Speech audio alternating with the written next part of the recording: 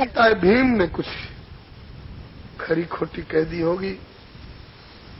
इतने में नारद जी तुमरू जी के साथ आए, बताए कि ठोकर खाने नहीं गए हैं, 84 की ठोकर से बचाने के लिए भैया विदुर ले गए हैं अपने भैया, तुम्हारे चाचा जी ले गए हैं तुम्हारे ताऊ जी को सदगति दिलाने के लिए। तब युधिष्ठिर जी को तसल्ली हुई। इसके बाद आगे वर्णन है, युधिष्ठिर जी ने 2 तरह के यज्ञ किए थे अपने जीवन काल में।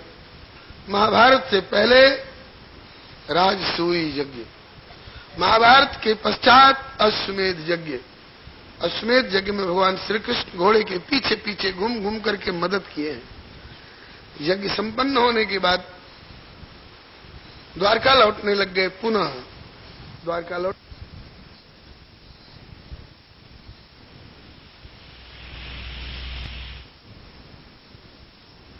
युधिष्ठिर सुरक्षा दे रहे हैं। ये इनका वात्सल्य स्नेह है। स्नेह जहां उमड़ता है ना, वहां ऐसा ही भाव हो जाता है। करही आरती आरत्य हर के। युधिष्ठिर पहुंचाने गए, लौटने में देर हुई। युधिष्ठिर अफसोस कर रहे हैं, बड़े बड़े अपशकुन हो रहे हैं।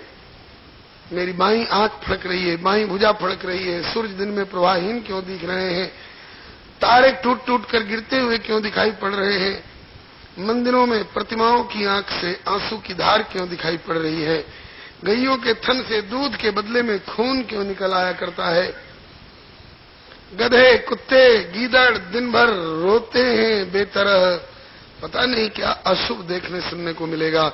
इतने में अर्जुन ने लौटकर बताया, वंचितो हम महाराज हरिणा बंधुरूपिणा येन में परितम तेजो देव विस्मापनम महत। हम लोग भगवान श्री कृष्ण से वंचित हो गए। युधिष्ठिर कुंती जी ने तो तत्काल शरीर त्याग दिए। कहीं कहीं वर्णन आता है, कल्प भेद की बात हो सकती है कि चाचा विदुर के साथ में धृतराष्ट्र गांधारी गए सो गए, कुंती जी भी साथ ही गई थी, भगवत प्राप्ति कर गई थी। कहीं वर्णन आता है, कृष्ण विरह कुंती शरीर त्यों मुरारी तन त्यागी हो श्री भक्तमाल जी ने। कुंती जी ने तत्काल शरीर त्याग दिया। युधिष्ठिर जी तो गूंगे बावरे की तरह हो गए, जैसे तैसे अपने वंशधर परीक्षित तब तक सुयोग्य हो चुके हैं। इनको राजगद्दी सौंप करके 5 पांडवों ने हिमालय की यात्रा की। अर्जुन भीम नकुल सहदेव द्रौपदी ने तो शरीर त्याग करके महाप्रयाण किया। युधिष्ठिर जी शरीर नहीं त्यागे, बल्कि बिना शरीर त्यागे आज भी अपने प्रजा का संयमन करने वाले संजमनी पुरी में जाकर धर्मराज के रूप में, धर्मराज कहिए चाहे जमराज कहिए, ये प्रजा का संयमन कर रहे हैं। धर्मराज के ही अवतार हैं युधिष्ठिर। 3 रूप में धर्मराज ने जन्म लिया था, राजा रूप में युधिष्ठिर, दासी पुत्र के रूप में विदुर और चांडाल भंगी के रूप में श्री वाल्मीकि श्रोपति जी। मांडव्य ऋषि के शाप से कथा इस प्रकार की है कि मांडव्य ऋषि अपने आश्रम में समाधिस्थ थे। राजा के यहाँ चोरी करके भागने वाले चोर जब माल लेकर नहीं भाग सके तो माल फेंक गए मांडव्य ऋषि के आश्रम के इर्द गिर्द। सिपाहियों ने वाहवाही लूटने के लिए राजा के पास शिकायत करी, यही चोर है। बिना सोचे विचारे राजा ने समाधिस्थ मांडव्य ऋषि को सूली पर चढ़ाने की आज्ञा दे दी। मांडव्य ऋषि समाधिस्थ थे इसलिए मरे नहीं। राजा को अंदाज मिल गया कि सूली पर चढ़ने के बाद मर जाना चाहिए था, लेकिन ये मरा नहीं, ये तो कोई ऋषि मालूम होते हैं। आकर सूली से उतार कर क्षमा याचना की। पहले की सूली ऐसी होती थी जैसे श्री रंगनाथ भगवान के यहाँ लट्ठा का मेला होता है, लट्ठा गढ़ता है, इस तरह से नुकीला लट्ठा गढ़ता था और उसी पर बिठा दिया जाता था। सारे शरीर को, मस्तक को फोड़ती हुई वो सूली निकल जाती थी। ऐसी सूली पर चढ़ करके भी मांडव्य ऋषि मरे नहीं। उस सूली की नोक को अनी कहा गया है। अनी माने नोक, भाले की बरछे की नोक। तो पहले तो नाम था मांडव्य और अनी उस सूली की इनके शरीर में धसी थी, इसलिए मांडव्य के साथ साथ अनी शब्द और जुड़ गया, इसलिए अब ये अनी मांडव्य कहलाने लग गए। राजा ने सूली से उतारकर क्षमा याचना की। बोले कि तुम्हारा कोई दोष नहीं, वो तो यमराज के यहाँ से खाता गया होगा मेरे पाप पुण्य का, उसके अनुसार ब्रह्मा ने मेरे भाग्य में लेख लिखा होगा। मैं यमराज के पास जाके पूछता हूं कि मेरे पूर्व जन्म कृत किस पाप के बदले में तुमने मुझे सूली का दंड लिखवाया था। यमराज घबरा गए इनको देख करके। आइए भगवान, आपका स्वागत है, मेरी संजीवनी पूरी धन्य हुई। कहा, स्वागत स्वीकार करने नहीं आया हूं, मेरा खाता खोल के दिखाओ, मेरे पूर्व जन्म के किस कर्म के अनुसार तुमने मुझे ये सूली का दंड दिलाया है। खाता खोला गया तो निकला कि आपने बचपन में पूर्व जन्म में टिड्डी नाम के पूंछ में कांटा घुसेड़ करके धागा बांधकर उड़ाया था। वो तो पीड़ा में भाग रहा था, आप समझते थे कि मेरा टिड्डी उड़ रहा है। जैसे आपने उसकी पूंछ में कांटा घुसेड़ा था, उसी तरह से आपके शरीर में सूली घुसी है इस जन्म में। मांडव्य ऋषि ने पूछा, उस समय मेरी उम्र 5 अथवा 10 वर्ष से कम की थी कि अधिक की? बोले कम की। ऐसा प्रश्न क्यों किया? इसलिए कि मैं भी कुछ नियम कानून जानता हूं। 5 वर्ष से कम का बच्चा गलती करे तो किसको ही दंड नहीं, किसी को दंड नहीं। 6वां वर्ष से और 10वां वर्ष तक गलती करता है तो उसके बदले में दंड उसके माता पिता को मिलेगा। माता पिता की जिम्मेवारी है बच्चे को गलत काम से क्यों नहीं रोका। और 10 से ज्यादा का हो गया तो 11वां से लेकर के जब तक जीवित रहेगा, जो करेगा वही भरेगा। यमराज ने बताया कि आपकी उम्र 10 साल से कम की थी। कहा कि तुमने मुझको इसका दंड कैसे दिलाया? तुम शासक हो, तुम जब इस तरह से गलती अन्याय करोगे, प्रजा किससे शरण मांगने और अपील करने जाएगी? मैं तुम्हें शाप दूंगा। घबरा करके धर्मराज बोले कि और शाप देना, 3 श्राप मत देना, राजा मत बनाना, दासी पुत्र मत बनाना और भंगी मत बनाना। कहा कि जहां बाघ का डर वहीं होएगी साझ। इन्हीं 3 रूपों में तुमको जन्म लेना पड़ेगा। राजा भी बनोगे, दासी पुत्र भी बनोगे और भंगी भी बनोगे। श्री हरे नमः। यमराज जी ने भूल कबूल की, क्षमा याचना की। कहा भूल कबूल कर ली? हाँ। अब से ऐसी भूल तो नहीं करोगे? नहीं।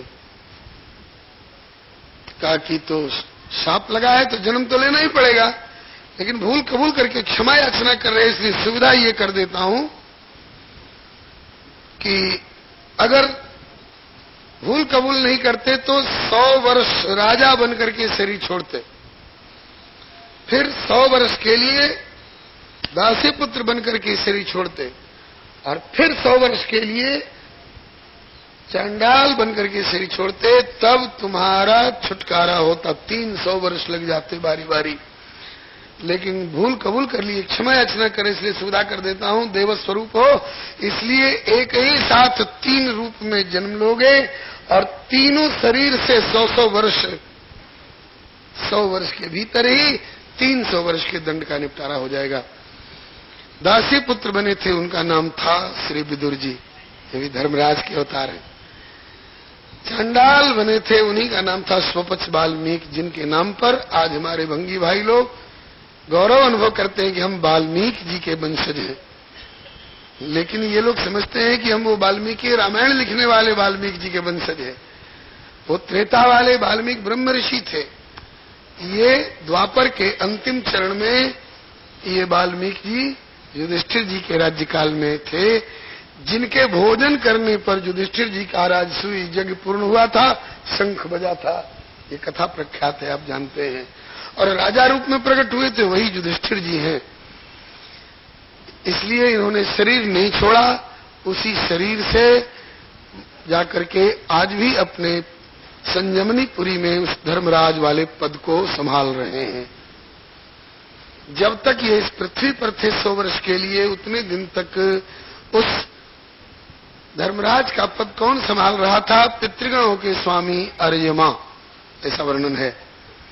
इसके बाद जब परीक्षित जी को राजगद्दी प्राप्त हो गई तो परीक्षित जी दिग्विजय करते हुए न केवल भारतवर्ष में बल्कि पूरे भूमंडल के सप्तद्वीपवती समस्त पृथ्वी पर इन्होंने अपना शासन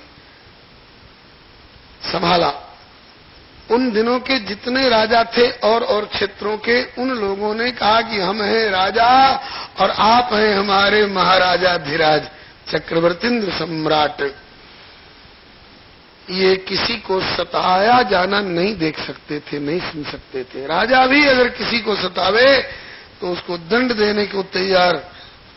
उसी सिलसिले में इन्होंने देखा कि कलियुग, राजा का वेश धारण किए हुए काला कलूटा कलियुग और वृषभ रूपधारी धर्म को और गौ रूप धारिणी पृथ्वी को पीट रहा था, सता रहा था।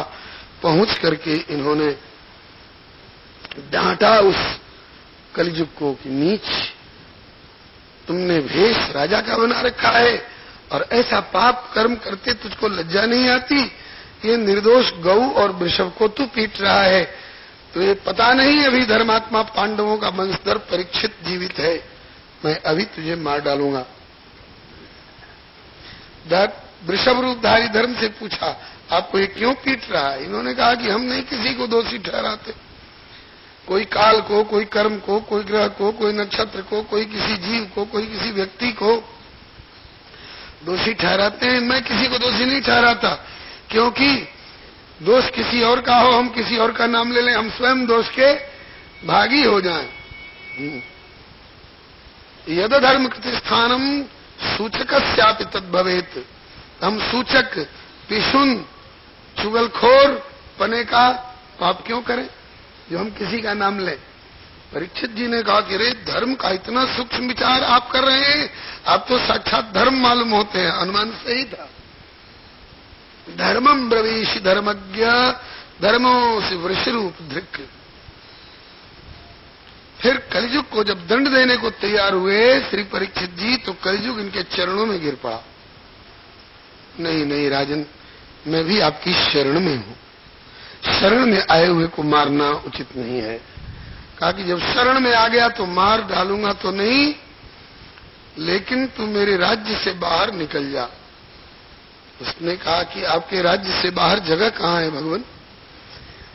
समस्त अखंड सप्त द्वीपवती पृथ्वी पर, समस्त भूमंडल पर तो आप ही का शासन है, आपके राज्य से बाहर जगह कहाँ है? परीक्षित जी ने कहा कि यह भी ठीक ही कहता है। तो कहा कि क्योंकि शरणागत हूं इसलिए मारिए भी नहीं, और आपके राज्य से बाहर कहीं जगह नहीं है, सारे भूमंडल पर आप ही का राज्य है, इसलिए कहीं जगह दे दीजिए। कहा क्यों जगह दे दूं? तू पापी है, पाप पूर्ण विचार फैलाएगा, धर्म विरोधी आचरण करेगा। तो बोला कि आपने मेरे दोषों को देखा है, अभी मेरे गुण को तो नहीं जानते हैं ना, मुझमें गुण भी बहुत बड़े बड़े हैं। अच्छा, गुण क्या है तुम में? कहा कि देखिए, लोग अपनी फुलवारी में गुलाब जैसा कांटेदार पौधा भी रखते हैं कि नहीं? अरे गुलाब की डाली में कांटे हजार हैं, लेकिन उसकी फुनगी पर जब फूल खिलता है ठाकुर को अर्पण करने योग्य। इसलिए कांटेदार पौधे को भी, गुलाब को भी अपने फुलवारी में लोग आश्रय देते हैं। उसी तरह से भले मुझ में हजारों दोष हैं, लेकिन मुझ में दो तीन गुण ऐसे हैं कि इतना बड़ा गुण सतयुग में नहीं है, त्रेता में नहीं है, द्वापर में नहीं है। कौन कौन तुझ में गुण है? तो बताया कि यत् फलम नास्ति तपसा न योगेन समाधिना तत्फलम लभते सम्यक कलौ केशव कीर्तनात् कृते अध्याय तो विष्णुम तीर्थ्रेतायाम नियजतो मखई द्वापरे परिचर्यायाम कलौ तद्धरि की हरि कीर्तनात्। गोस्वामी जी ने भी इन श्लोकों का भाव मानस में दिया है। कलियुग समयुग आन नहीं, जो नर कर विश्वास गाय राम गुण गण विमल भवतर भी नहीं प्रयास। सतयुग त्रेता द्वापर पूजा मखेर जोग, जो गति होए सो कलि हरि नाम से पावै लोग। सुन ब्यालारि काल कलि मले अवगुण आगार, लेकिन गुणों बहुत कलियुग कर बिन प्रयास निस्तार। विचारने की सचमुच में प्रैक्टिकल की बात है। जिस भगवान को पाने के लिए मनु जी को 28,000 वर्ष हड्डी सुखाकर तप करना पड़ा था, और उसी भगवान को इस कलियुग में गुजरात के उद्धारक भक्त नरसिंह मेहता जी 7 दिन में प्राप्त कर गए। पंढरपुर वाले नामदेव ने 3 दिन में भगवत साक्षात्कार कर लिया। श्री नाभा स्वामी जी श्री भक्तमाल जी में तो वर्णन करते हैं कि और जुगनते कमल नयन कलियुग बहुत कृपा करी। कलियुग वाले भक्तों पर ज्यादा डरे हुए रहते हैं ठाकुर जी। इसीलिए कृतादिषु प्रजा राजन कला विछंत संभवम, सतयुग त्रेता द्वापर की प्रजा तरसती है कि कलियुग में हमारा जन्म होता तो बिन प्रयास निस्तार, क्योंकि कलौ खलु भविष्यन्ति नारायण परायण। और एक और मुझ में विशिष्ट गुण है, वो क्या? कलियुग बता रहा है। दूसरा जो मुझ में विशिष्ट गुण है वो ये है कि कुशलान्यास सिद्ध्यन्ति नेतराणि कृतानि च। प्राय इसी का भाव गोस्वामी जी चौपाई में बताते हैं। कलिकर एक पुनीत प्रतापा, मानस पुण्य होए नहीं पापा। खबर मिली कि यमुना जी की बाढ़ से कई गांव बह गए हैं।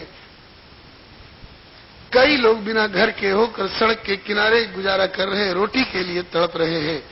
मन में आई कि अगर भगवान ने मुझको दिया होता तो अन्न क्षेत्र खोल करके जब तक लोग किसी लायक नहीं हो जाते तब तक मैं भर भर पेट सबको रोज भोजन कराता, इनके लिए घर बनवा देता। लेकिन क्या कहूं, स्वयं गरीबी सता रही है, नहीं कर सके कुछ।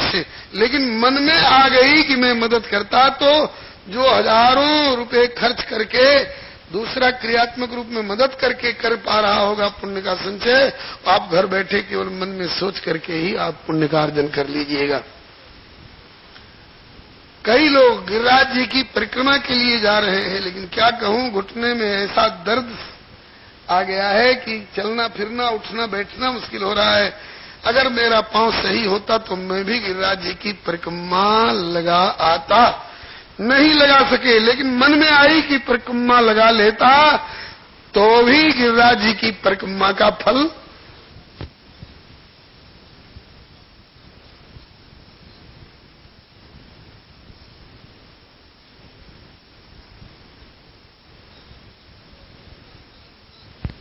गोवर्धन महाराज आप प्रभु दीन हितकारी।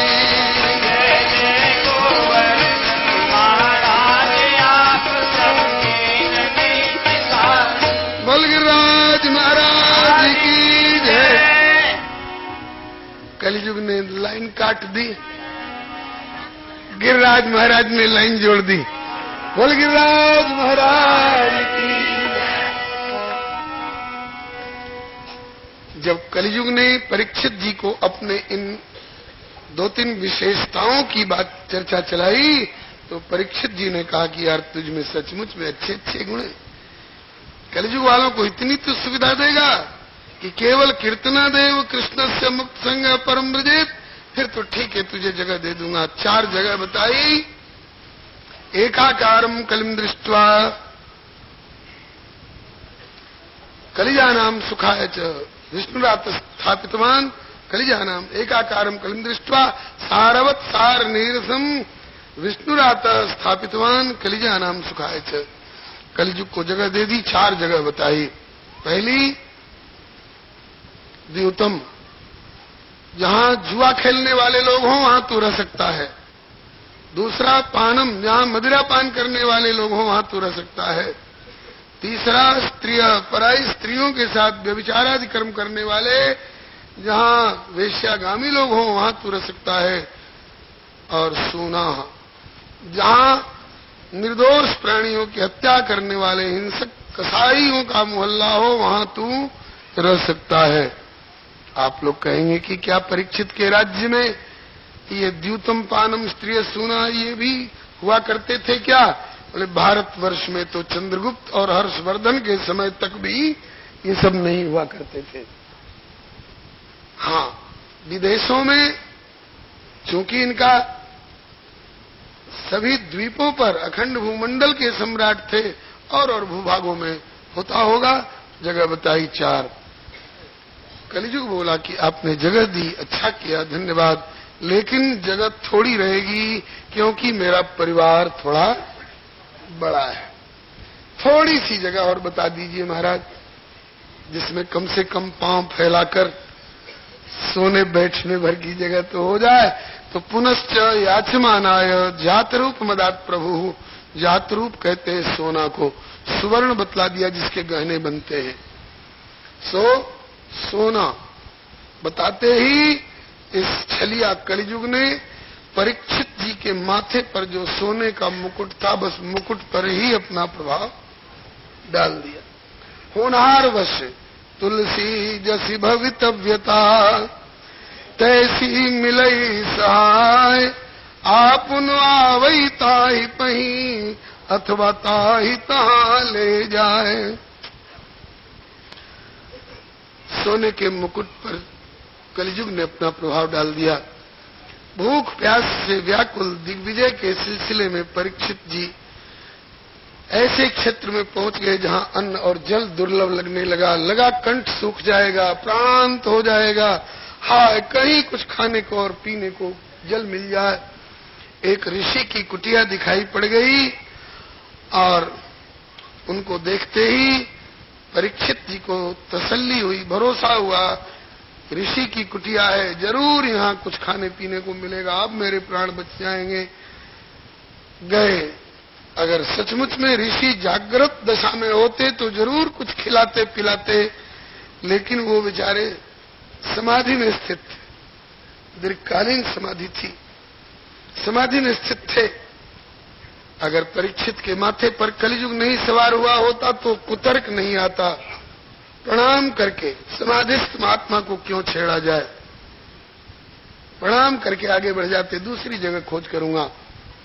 लेकिन चूंकि माथे पर कलियुग सवार था, होनहार की बात भाग्य में पहले ऋषि बता चुके हैं।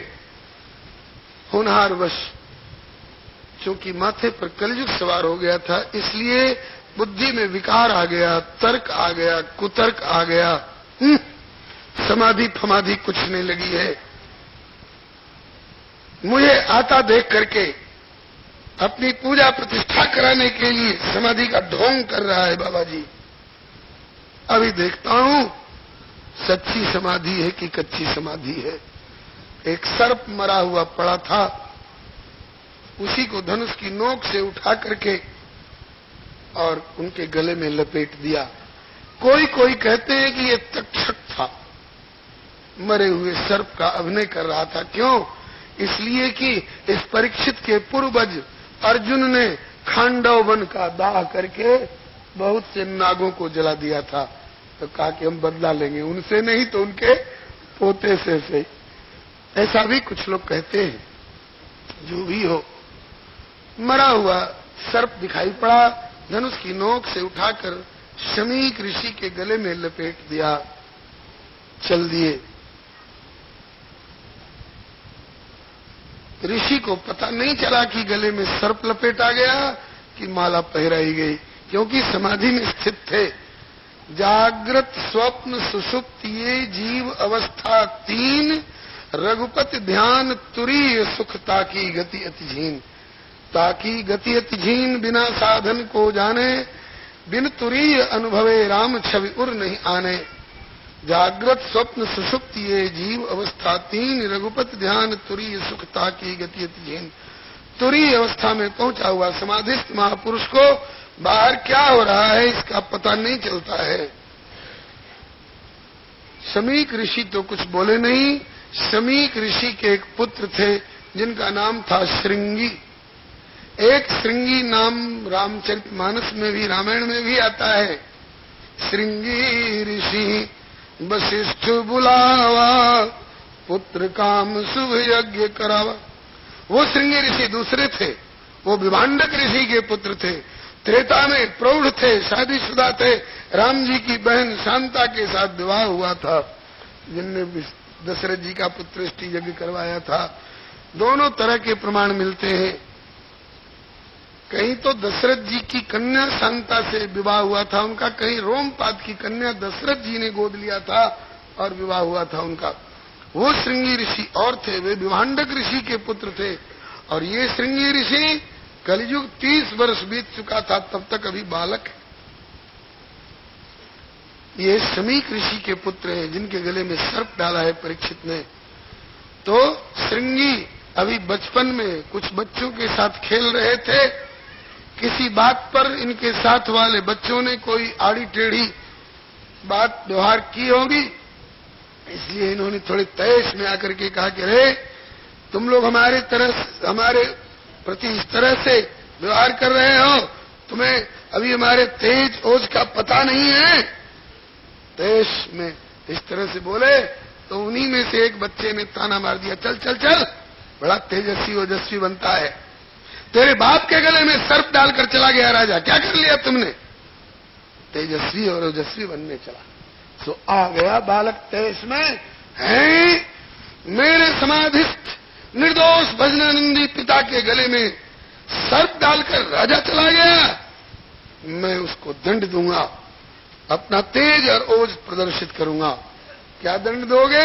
बोले कौशिक्या उपस्पृश्य वाग वज्रम विसर्ज, कौशिकी नदी का जल हाथ में लेकर के और वाग वज्र छोड़ा। वाग वज्र मने अपना मुख से कहा हुआ वचन का साप। वज्र कभी निष्फल हो जाए तो हो जाए, लेकिन कोटि कुलिश सम वचन तुम्हारा, इन ऋषियों का शाप अमोघ होता है। उस बालक श्रृंगी ने शाप दिया, इति लंघित मर्यादम तक्षक सप्तमे हनि दंक्षति स्म कुलांगारम चोदितो में तद्रुहम। जिस कुलांगार राजा ने मेरे समाधिस्थ निर्दोष भजनानंदी पिता के गले में सर्प डालकर अपमानित किया है, आज से सप्तमे अहनि, सप्तमे अहनि का दो तरह से अर्थ करते हैं आचार्य जन। सातवें दिन सीधा अर्थ, कुछ लोग कहते हैं कि सातवें दिन, तो जिस दिन श्राप दिया गया उस दिन से 7 दिन कैसे मिलेंगे परीक्षित को कथा सुनने के लिए? जहां शाप दिया गया है वो कोसी नदी के किनारे पड़ता है, और परीक्षित की राजधानी गंगा के किनारे हस्तिनापुर में है, तो कोसी के किनारे से और गंगा किनारे आने तक भी तो कुछ समय लगा होगा। फिर जब समीक ऋषि की समाधि खुली, इन्होंने अपने शिष्यों को भेजा, जाकर परीक्षित को सूचित करो कि शाप लगा है, तो इनके जाने में भी तो समय लगा होगा, और फिर हस्तिनापुर से सुखताल तक आने में भी तो समय लगा होगा। इसलिए 7 दिन वाला अर्थ नहीं करके श्री वंशीधर स्वामी जी अथवा और भी कुछ विद्वान महापुरुष टीकाकारों ने सप्त का अर्थ 7 किया है और में का अर्थ एकाक्षरी कोश के अनुसार 5 किया है। 7 और 5 12 दिन, जिसमें 5 दिन निकल गए होंगे साप भूल वाले स्थान से राजधानी तक जाने में, और राजधानी वाले स्थान से फिर सुखताल तक आने में। जिस दिन श्री सुखदेव जी आ गए हैं कथा प्रारंभ करने के लिए, उस दिन से 7 दिन शेष रह गए थे, ऐसा अर्थ कुछ महानुभावों ने किया है। यह भी अर्थ समीचीन लगता है। आपको जिस अर्थ पर मन माने उसी का भाव अपने हृदय में दृढ़ कर लीजिएगा। श्री हरे नमः। तो आज से सप्तमें दिन 7वें दिन अथवा सप्त और में 7, 5, 12वें दिन तक्षक सर्प दंशन करेगा और उस राजा का शरीर छूटेगा, उसको मृत्यु से कोई बचा नहीं सकता है। ऐसा शाप दिया श्रृंगी ने। शाप देने के बाद फिर अपने पिता के पास आए, देखा पिताजी निश्चेष्ट हैं, न हाल रहे हैं, न डोल रहे हैं, न आंखें खोल रहे हैं, न बोल रहे हैं। बालक को संदेह हुआ कहीं सर्प जिंदा तो नहीं रहा, उसने काट तो नहीं लिया, मेरे पिता की मृत्यु तो नहीं हो गई। रुदन करने लगा। उसी समय ऋषि की समाधि खुली। रुदन से खुलने वाली होती तो परीक्षित के आगमन और चेष्टा पर भी खुल गई होती। समाधि खुलने का समय आ गया होगा। समाधि खुली, देखा बालक रो रहा है। बेटे क्यों रो रहे हो? कहा पिताजी मैंने समझा सर्प ने आपको काट लिया, आपकी मृत्यु होगी। बोले कौन सर्प, कैसा सर्प?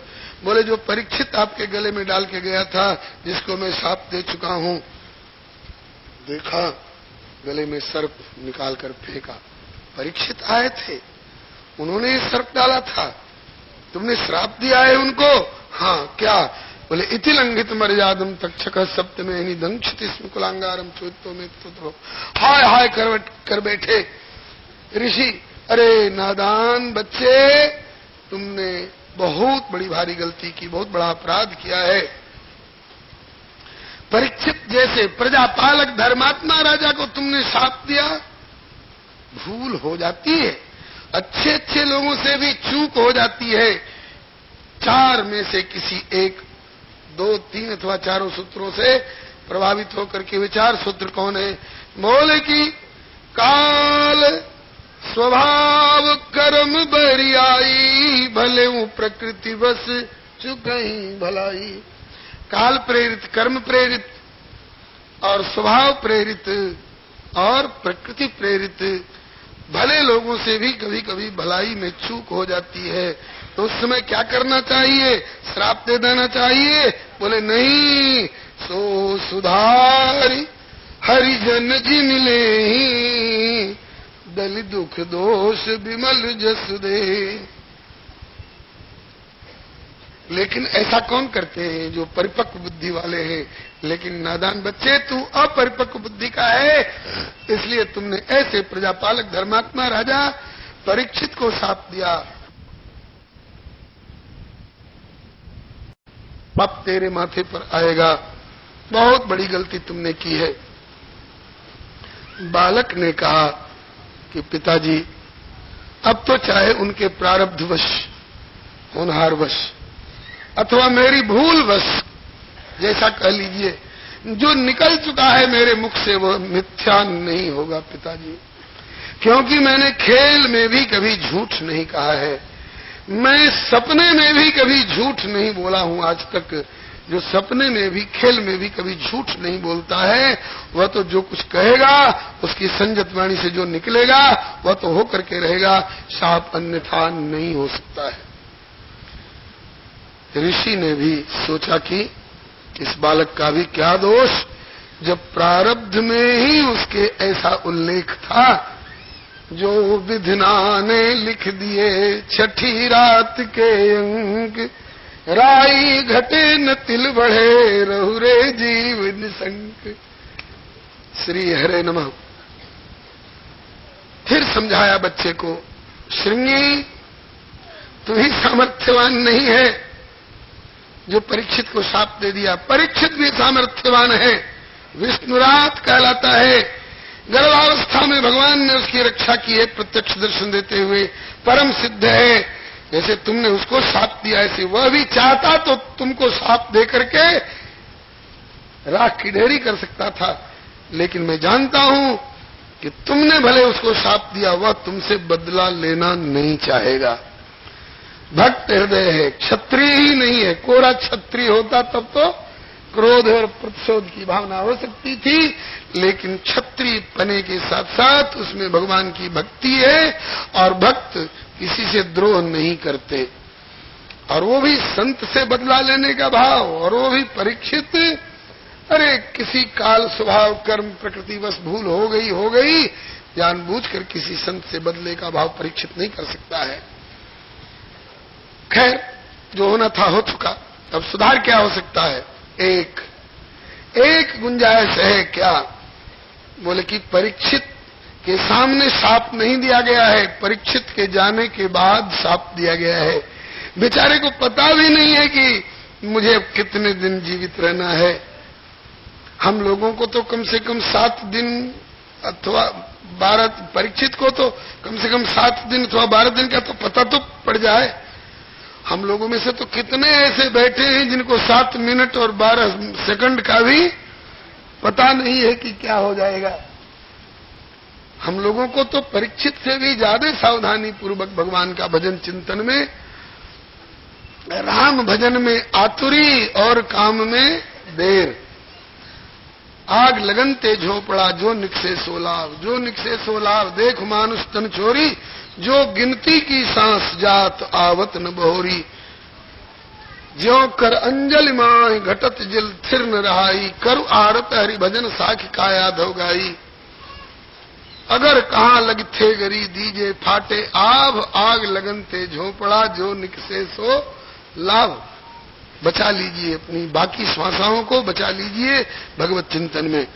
यही सोच करके श्री शमीक ऋषि ने सहानुभूति के बतौर अपने शिष्यों को भेजा, जाकर परीक्षित को खबर कर दो कि ऐसा साप लगा है, सप्तमे अहनि तक्षक दंक्ष्यति। बेचारे शमीक ऋषि के भेजे हुए शिष्य लोग गए परीक्षित के यहाँ हस्तिनापुर में। तब तक परीक्षित वहां घर जाकर के अपना मुकुट उतार चुके थे। मुकुट, पगड़ी और टोपी 24 घंटे नहीं रहते माथे पर, खाते सोते समय उतारे जाते हैं। जब मुकुट उतारा, सोने का मुकुट उतरते ही उस सोने पर बैठा हुआ कलयुग भी उतर गया और बुद्धि ठिकाने आई। परीक्षित सोचने लग गए, हाय आज मेरी बुद्धि कैसी मारी गई, क्यों आज मेरे द्वारा ऐसी भूल हुई।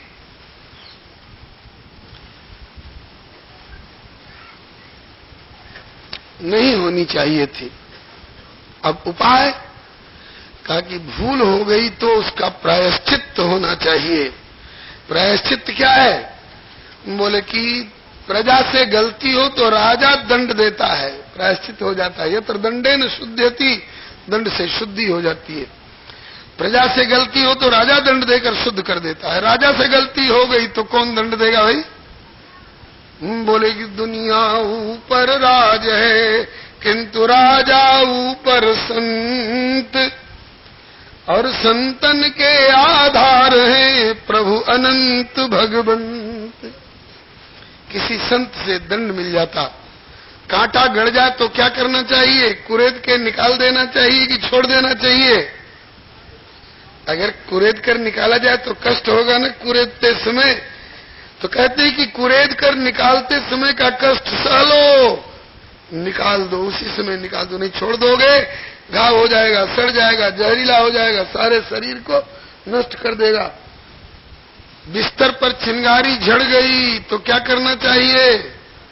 छोड़ देना चाहिए। अरे एक छोटी सी चिंगारी है, गिर गई है, क्या बिगड़ता है? नहीं नहीं, कांटे को छोटा मत समझो, निकाल दो कुरेद करके। चिंगारी को छोटी मत समझो, मसल कर उसको बुझा दो। नहीं तो छोटी सी चिंगारी बहुत बड़ा अग्निकांड कर देगी। इसी तरह से जीवन में भूल हुई तो भूल छोटी से छोटी हो तो भी उसको छोटी मत समझो।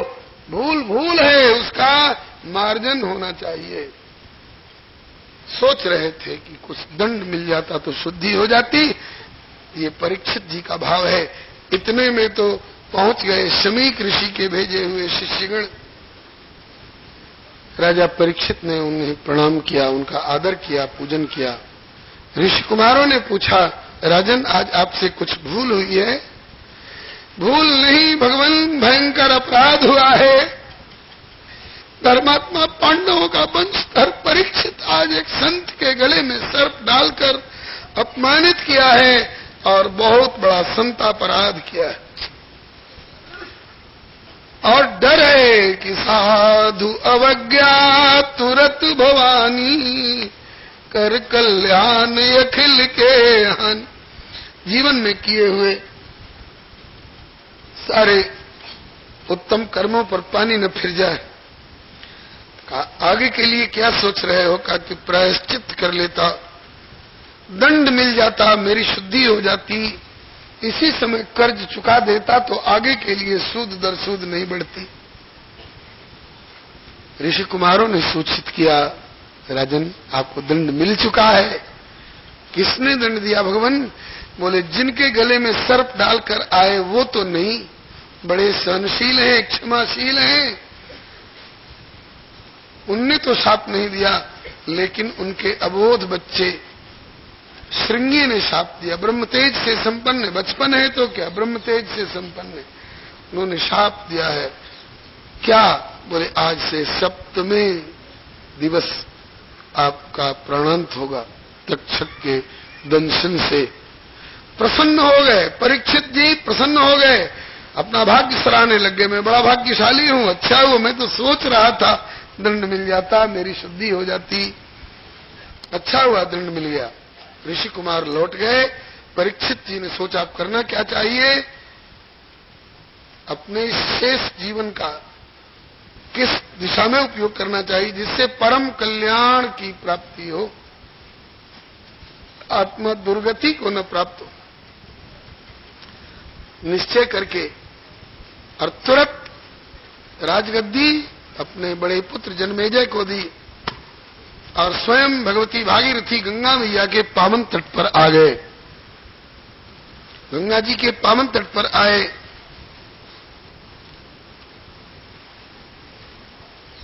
जहां आजकल श्री शुकताल नाम का स्थान कहलाता है, बड़ा ही पुनीत, बड़ा शांत, एकांत, रमणीय स्थल है। गंगा जी के किनारे क्यों आए, यह सोचकर ये वही गंगा जी हैं जिन्होंने सगर राजा के 60,000 ब्रह्मदंड दग्ध पुत्रों की, जिनकी हड्डी भी नहीं बची थी, केवल शरीर की राख मात्र अवशेष थी, और उसको छू दिया गंगा जी ने और उनको, उनकी भटकती हुई आत्माओं को विमान पर बिठा बिठा करके भगवत धाम भेज दिया। तो जिस गंगा जी ने केवल भस्मावशेष को छू करके और उन भटकती आत्माओं को भगवत धाम जाने लायक बना दिया, पहुंचा दिया, और उन भगवती भागीरथी गंगा मैया का आश्रय हम जीवन काल में करेंगे तो क्यों नहीं मेरा कल्याण होगा। ये भगवान के चरणारविंद से निकली हुई हैं। ब्रह्मा जी के मस्तक पर कमंडल में विराजमान नहीं है, शंकर जी के मस्तक पर विराजती हुई और जगत का कल्याण करने के लिए आई हैं। भगीरथ जी के 60,000 पुरखों का कल्याण किया तो मेरा कल्याण क्यों नहीं होगा। या वै लसच्छ्री तुलसी विमिश्र कृष्णांग्रेणुभ्यधिकाम मुनेत्री पुनाति लोकानुभयत्र शेषान कस्ताम न सेवे तुम हरिष्यमाण। आकर के गंगा किनारे गंगा जी की ओर मुख करके कुशा बिछा करके और उस पर बैठ गए और अनशन, अब भोजन नहीं देना है इस शरीर को, जिस शरीर ने संत का अपमान किया है इसे भोजन नहीं देना है। श्री हरे बैठ गए। इस समाचार को सुन करके बड़े बड़े ऋषि महर्षि दौड़ दौड़ के आने लगे। ऋषियों को चिंता लगी, क्यों, अरे परीक्षित ने जिंदगी भर संतों की सेवा करी है भैया, तो क्या इन संतों का फर्ज नहीं है जो अब अंतिम समय में परीक्षित का कल्याण करे। परीक्षित ने जीवन भर हमको शरीर की खुराक दी है, भिक्षा पहुंचाई है, राशन पहुंचाया है, हमारी सेवा करी है, तो परीक्षित ने हमारे शरीर की खुराक दी, तो अंतिम समय में हम परीक्षित को आत्मा की खुराक दे करके और उसका परम कल्याण कर दें। देवान भावयतानेन ते देवा भावयन्तु परस्परम भावयन्तः श्रेयः परम अवाप्स्यथ। उन आने वाले ऋषियों के नाम दिए गए हैं। अत्रिर्वशिष्ठ च्यवनः शरद्वान अरिष्ट नेमिर भृगुरंगिराश्च पराशरो गास्तोथराम उतथेन्द्र प्रमदेद्म बाहु मेधाधृदेवल आर्षसेणु भारद्वाजो गौतम पिप्पलाद मैत्रेय और वह कवसा कुंभजो निर्द्वई पायनो भगवान नारदश्च। ये सब आए। इन ऋषियों को आया देख करके परीक्षित जी ने वहां के उपस्थित सुलभ उपचारों से इनकी सेवा पूजा की और अपना भाग्य सराहने लग गए। अहो वयम धन्यतमा नृपाणम महत्तमानुग्रहणीयशीला राज्ञाम कुलम ब्राह्मण पाद शौचाद दूराद विशिष्टम गत कर्म। भगवान मैं बड़ा भाग्यशाली हूँ। हाय परीक्षित, साप लगा हुआ है, 7वें दिन शरीर छूटेगा और तुम अपने को भाग्यशाली बता रहे हो। भगवान ऊपर ऊपर से देखने में लगता होगा कि सांप मिला है, लेकिन भगवान मुझे लगता है कि सांप की डिबिया में भर करके भगवत अनुग्रह का पार्सल आया है, भगवान की कृपा आई है। कैसे, ताकि जब तक सांप नहीं दिया गया था तब तक इतनी संख्या में ऐसे ऐसे ऋषियों ने कहां दर्शन दिए। सांप लगा तब न सहानुभूति के बतौर इतने लोग एक साथ दर्शन देने आए। आप लोगों में ऐसे ऐसे संत हैं जिनमें से एक का हम घर बैठे स्मरण कर लें और परम कल्याण के भागी हो जाएं। और आप लोग यहाँ आ गए, दर्शन दिए, संभाषण हो रहा है, हमारे कल्याण में क्या संदेह। तो श्राप नहीं, श्राप के बहाने अनुग्रह हुआ है प्रभु का। आप लोगों को ध्यान होगा, सन 1962 की अष्टग्रही योग में लोग डर के मारे, बाप रे बाप 8 ग्रह आ रहे हैं, पता नहीं कौन वज्र पटकेंगे, कौन आसमान फटेगा, इसलिए भजन करो, कीर्तन करो, पूजा करो, पाठ करो, कल्याण सोचो। इतना पूजा पाठ और भजन कीर्तन हुआ जितना कि 61 और 63 में नहीं हुआ होगा।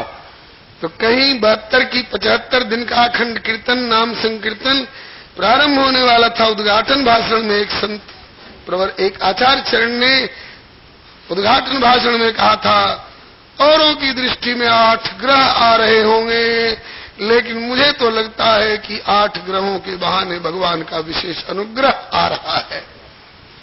इतना भजन पाठ होने लग जाए जिनके चलते हो ग्रह है कि अनुग्रह, भगवान का अनुग्रह। जिस श्राप के चलते इतने संत एक साथ दर्शन दे रहे हैं, वह श्राप नहीं होगा औरों की दृष्टि में श्राप, मेरी दृष्टि में तो अनुग्रह हो गया भगवान का। और अब हाय तक्षक आएगा, हाय दंशन करेगा, हाय शरीर छूटेगा, हाय बड़ा बुरा हुआ, ये सब कहने की कोई जरूरत नहीं है, क्योंकि हाय हाय में समय व्यर्थ जाएगा।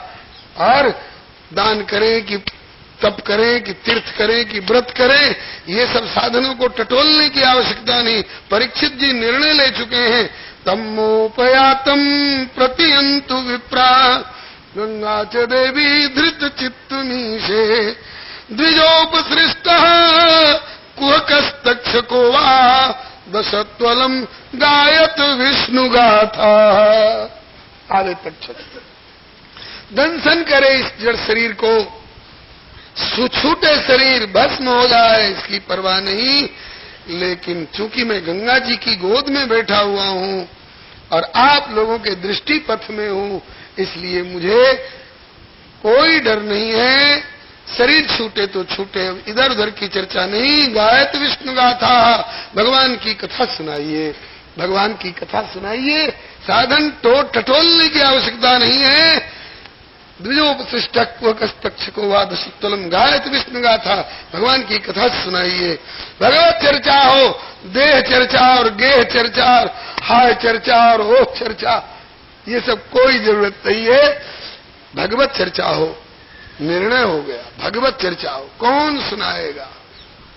सब तो सुनाने ही वाले हैं। भगवान राम को भी कथा सुनाने वाले वशिष्ठ जी, उनके पौत्र पराशर जी हैं, उनके पुत्र व्यास जी भी इस सभा में विराजमान हैं।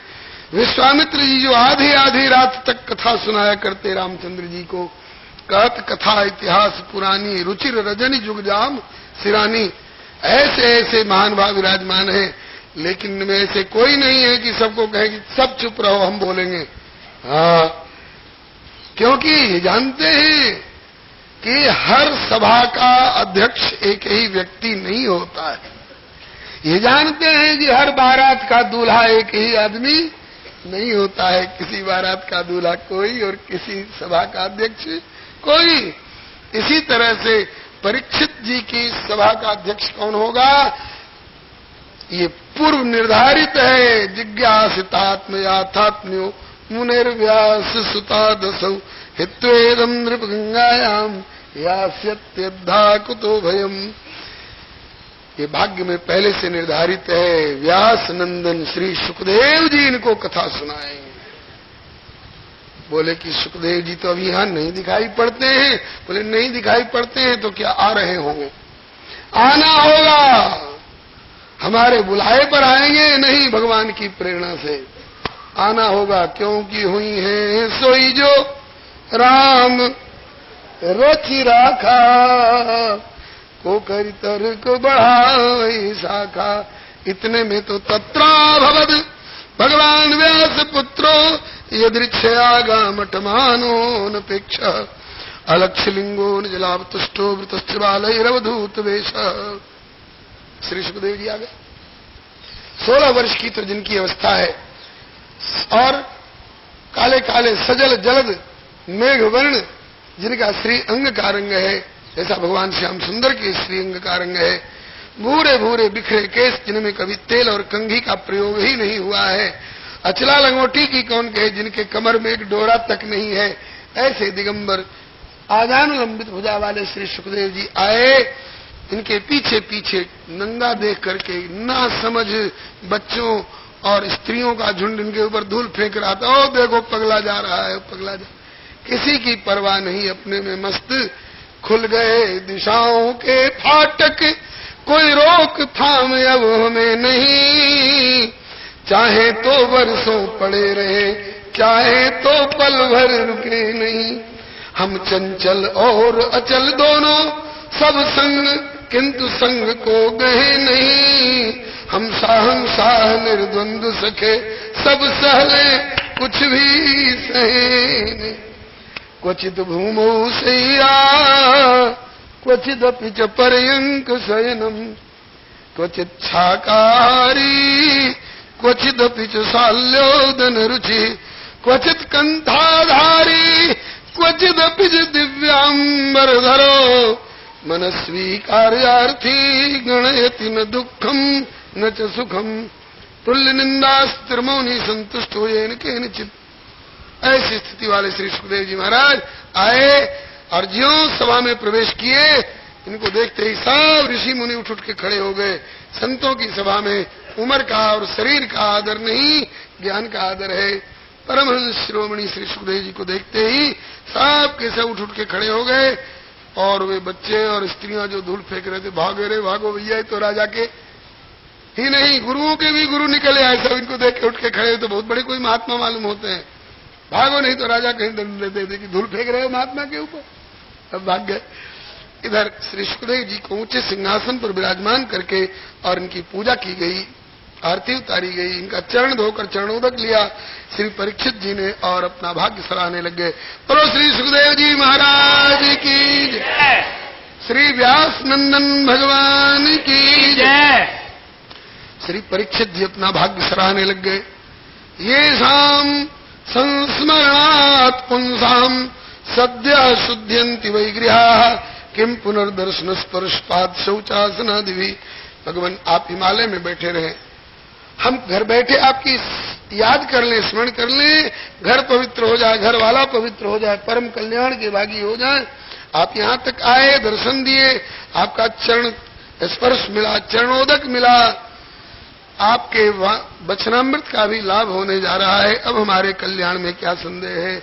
मेरे कल्याण में अब संदेह नहीं। फिर भी भगवान मेरा कल्याण तो हो चुका, फिर भी आपसे मैं कुछ जिज्ञासा करना चाहता हूँ। हाँ बोलो राजन, क्या जानना चाहते हो? कहा कि अभी 7 दिन की मेरी जिंदगी शेष है। इस 7 दिन में आंखें देखे बिना रह नहीं सकती हैं, कान सुने बिना नहीं रह सकते हैं, वाणी बोले बिना नहीं रह सकती। इनको जैसे तैसे यहाँ स्पर्श करा करके श्री हरे नमः। श्री सुखदेव जी महाराज की जय, श्री परीक्षित जी महाराज की जय, श्री व्यास नंदन भगवान की जय, श्री सुखदेव जी महाराज की जय। बलिहारी दिवस की जाऊं बलिहार, आज के दिवस की जाऊं बलिहार। मेरे घर आया राजा राम जी का प्यार, मेरे घर आया राजा राम जी का प्यार। करूं दंडवत चरण पखारूं, करूं दंडवत चरण पखारूं। तन मन धन संतन परिवार, तन मन धन संतन परिवार। आंगन भवन भयो अति पावन, आंगन भवन भयो अति पावन। हरिजन बैठे हरि जस गावन, हरिजन बैठे हरि जस गावन। कहे कथा और अर्थ विचारे, कहे कथा अर्थ विचारे। आप उतरे और इनको तारे,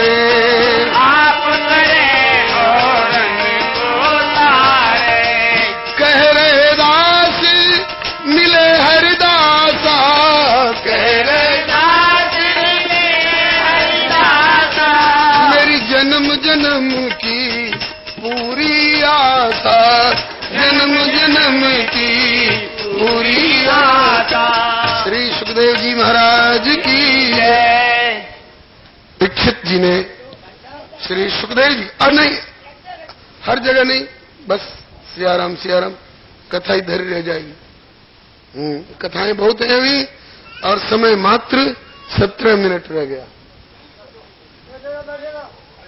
बोलो श्री वृंदावन बिहारी लाल की अभी ते श्री हरे नमः। श्री सुखदेव जी का पूजन किया श्री परीक्षित जी ने। इसके बाद अपना भाग्य सराहा। मैं बड़ा भाग्यशाली हूं जो आप सरीखे संतों के दर्शन सुलभ हुए, चरणोदक लिया और अब वचनामृत का भी लाभ होने जा रहा है। मेरे सामने तो श्री सुखदेव जी आ गए, मेरा कल्याण हो चुका, मेरे कल्याण में संदेह नहीं, लेकिन भविष्य में हर व्यक्ति के सामने तो सुखदेव जी सुलभ नहीं होंगे और हर व्यक्ति अपना कल्याण चाहता है।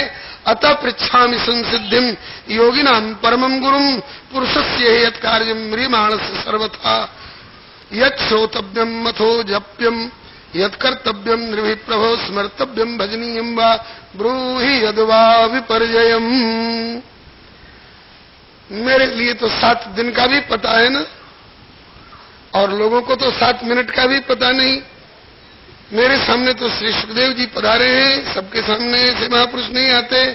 तो अपने परम कल्याण के लिए सर्वथा म्रियमाण प्राणी को, मनुष्य को क्या करना चाहिए, क्या देखना चाहिए, क्या सुनना चाहिए, क्या सोचना चाहिए, क्या बोलना चाहिए, क्या करना चाहिए जिससे प्राप्त हो परम कल्याण, मानव मात्र के लिए पूछ रहे हैं। ब्राह्मण को अपने कल्याण के लिए क्या करना चाहिए? नहीं। शूद्र को अपने कल्याण के लिए क्या करना चाहिए? नहीं। मानव मात्र के लिए। और ऐसा साधन नहीं बताइएगा जिसे केवल ब्राह्मण कर सके, शूद्र नहीं कर सके।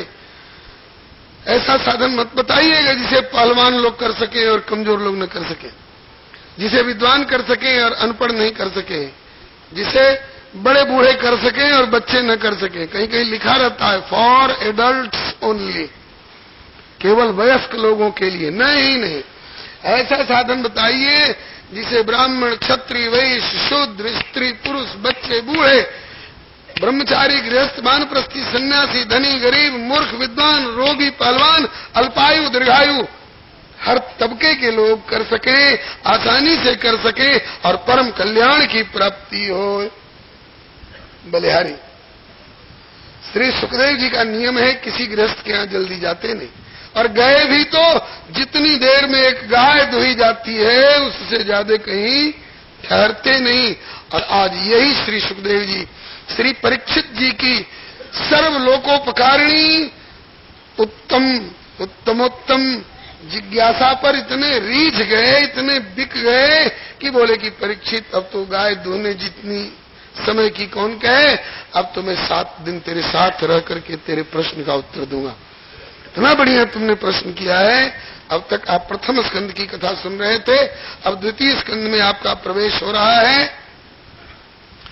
द्वितीय स्कंद में श्री सुखदेव जी के उत्तर का उपक्रम है। वरीयानेशते प्रश्न कृतो लोकहितम नृप आत्मविद सम्मत पुंसाम श्रोतव्यादिशय पर।